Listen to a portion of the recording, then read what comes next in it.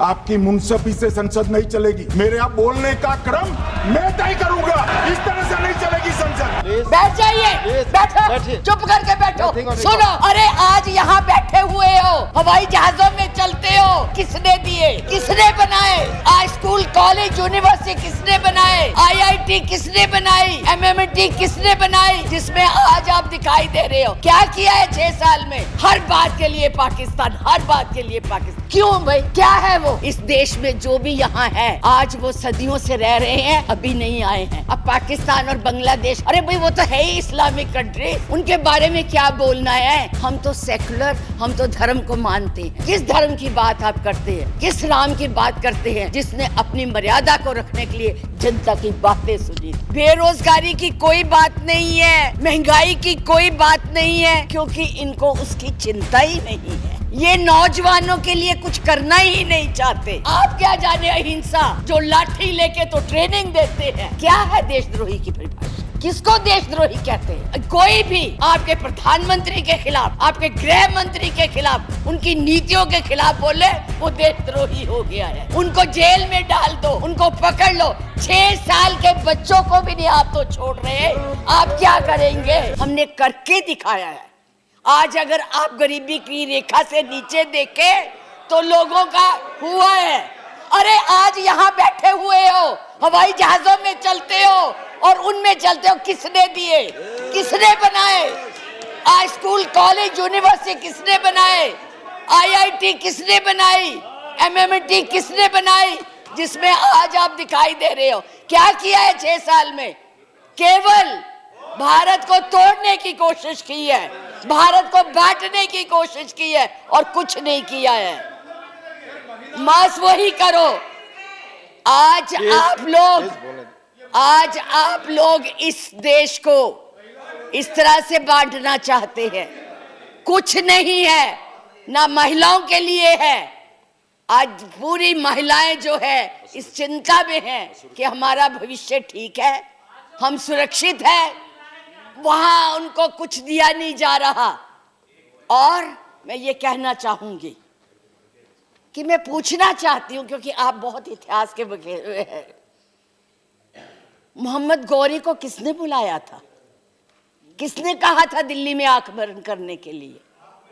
कौन जयचंद था? कौन जयचंद था? महाराणा प्रताप जब हल्दी की घाटी में लड़ रहे थे, किस राजा ने उसकी मदद की अकबर के खिलाफ में? बैठ जाइए, बैठो, चुप करके बैठो। सुनो मैडम, प्लीज आप चेयर को एड्रेस करें मैडम, प्लीज।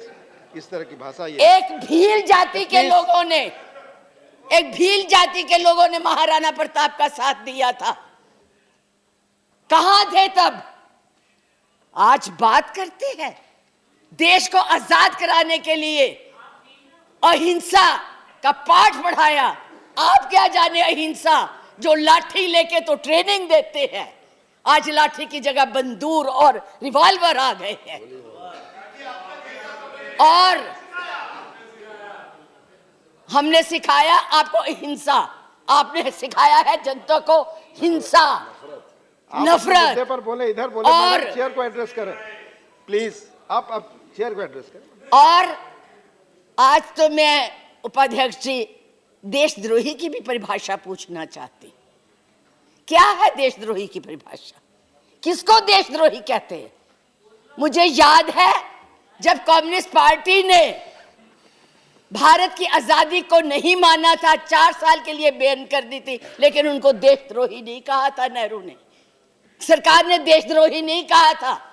पंडित नेहरू के खिलाफ लोकसभा में वाजपेयी जी बोलते थे, उनको देशद्रोही नहीं कहा था। आज कोई भी आपके प्रधानमंत्री के खिलाफ, आपके गृह मंत्री के खिलाफ, उनकी नीतियों के खिलाफ बोले, वो देशद्रोही हो गया है। उनको जेल में डाल दो, उनको पकड़ लो। 6 साल के बच्चों को भी नहीं आप तो छोड़ रहे। आप क्या करेंगे? आपके पास ना तो कोई कार्यक्रम है, ना आपके पास भारत के लिए कोई नया सोच है। कुछ नहीं है, केवल एक सोच है कि कैसे इस देश को तोड़ा जाए। 70 साल में, उपाध्यक्ष जी, हमने पाकिस्तान का इतना नाम नहीं लिया था। जितना ये 6 सालों में ले रहे हैं। हमारी महानायिका ने पाकिस्तान के 2 हिस्से कर दिए थे, बांट दिया था, और ये आज पाकिस्तान के नाम से डरा रहे हैं और वैसे कहते हम बहुत मजबूत है। हर बात के लिए पाकिस्तान, हर बात के लिए पाकिस्तान। क्यों भाई, क्या है वो? आपका कुछ लगता है? हाँ, जरूर लाहौर में जरूर बिरयानी खाने गए थे, कांग्रेस नहीं खिलाती, बिना बुलाए गए थे, और आज बात करते हैं। किसकी बात करते हैं? मैं ये कहना चाहूंगी कि इस भारत को मत तोड़िए।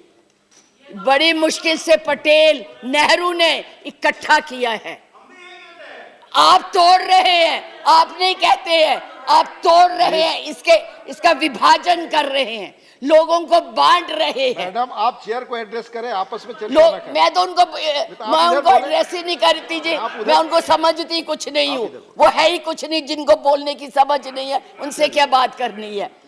मैं तो ये कह रही हूँ कि इस देश को मत बांटिए, इस देश के टुकड़े मत कीजिए, नफरत मत फैलाइए। बहन जी चुप रहिए, अपनी बारी में बोल लेना जो बोलना होगा, अब चुप करके बैठी रहिए प्लीज। अब देश के टुकड़े मत कीजिए।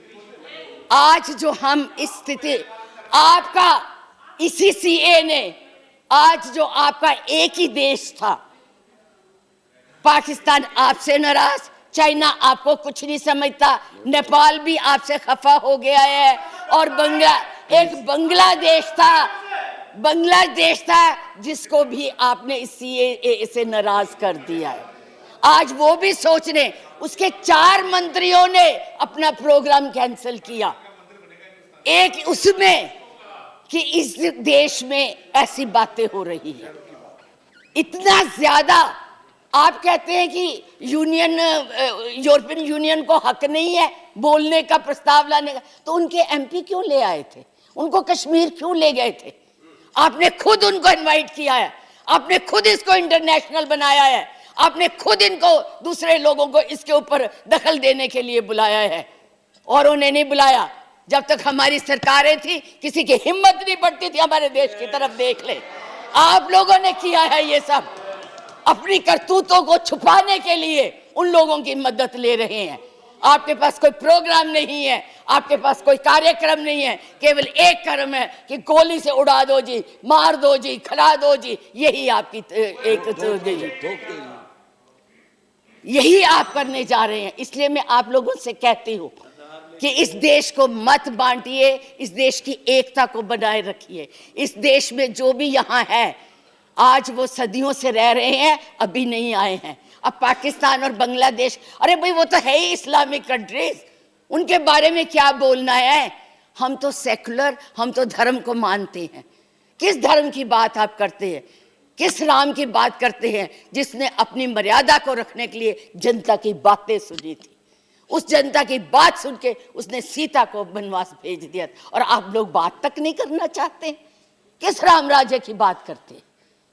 किसको पूजते हैं आप? मंदिर बनाइए, जरूर बनाइए, लेकिन उनके आदर्शों को भी मानिए, उनकी बताई हुई बातों को भी मानिए। सिर्फ केवल कहने से बात नहीं बनती है, ऊंचे ऊंचे भाषण देने से नहीं बात बनती है। इसलिए मैं यही कहूंगी कि इस देश को मत बांटिए, एक रहने दीजिए, ये नफरत मत फैलाइए। ये आपके लिए भी और हमारे लिए भी बहुत धन्यवाद।